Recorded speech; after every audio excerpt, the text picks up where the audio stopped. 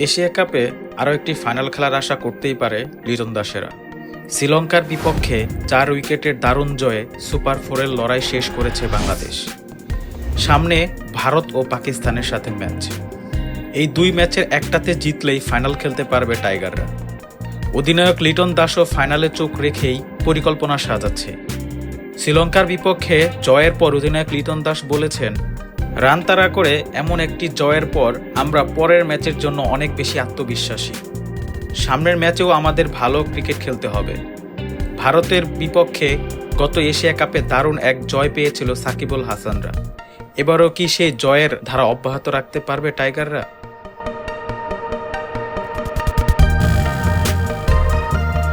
ভারতের বিপক্ষে জিতলে ফাইনাল নিশ্চিত হয়ে যেতে পারে বাংলাদেশের। গত এশিয়া কাপেও ফাইনাল খেলার সুযোগ ছিল, তবে শ্রীলঙ্কার কাছে হেরে গিয়েছিল টাইগাররা। শ্রীলঙ্কার করা 257 রানের বিপরীতে বাংলাদেশ করেছিল 236 রান। সেই পরাজয়ের দারুণ এক প্রতিশোধ চলতি এশিয়া কাপে নিয়ে নিল বাংলাদেশ। সামনে অবশ্য কঠিন লড়াই অপেক্ষা করছে বাংলাদেশের জন্য। বুধবার ভারতের মুখোমুখি হবে লিটনরা। বৃহস্পতিবারই পাকিস্তানের বিপক্ষে খেলতে হবে। টানা 2টি গুরুত্বপূর্ণ ম্যাচের জন্যই প্রস্তুতি নিচ্ছে টাইগাররা।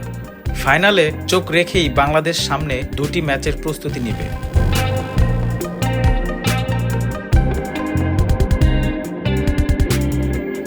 শ্রীলঙ্কার বিপক্ষে ম্যাচ সেরা সাইফ হাসান বলেছেন, এবার ফাইনাল খেলার আশাই করতে পারে বাংলাদেশ। লিটন দাস বাংলাদেশ ছাড়ার আগেই কথা দিয়েছিল ফাইনাল খেলবে।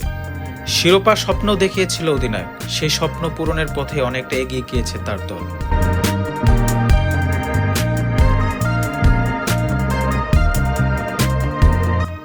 এশিয়া কাপে 2012 সালে প্রথমবার ফাইনাল খেলে বাংলাদেশ।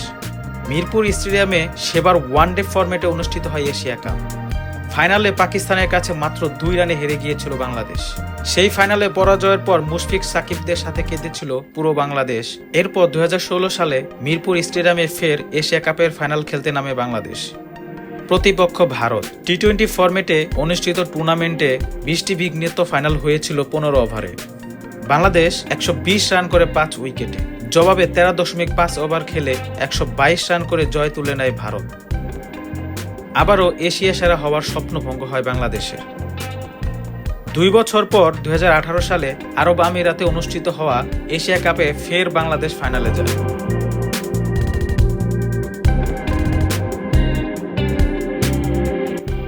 ওয়ানডে ফরম্যাটে অনুষ্ঠিত টুর্নামেন্ট ফাইনালে প্রতিপক্ষ ছিল ভারত।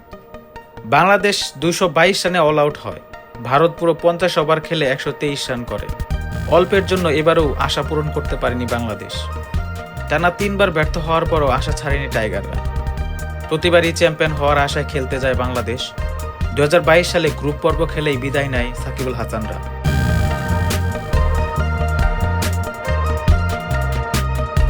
2023 সালে সুপার 4 খেলেও ফাইনাল খেলতে পারেনি বাংলাদেশ। এশিয়া কাপে ছেলেরা এখনো চ্যাম্পিয়ন হতে পারেনি, তবে মেয়েরা জয় পেয়েছে 2018 সালে। এবার কি লিটনরাও সে উপহার দিতে পারবে এশিয়া কাপ? দেখার অপেক্ষায় 18 কোটি মানুষ।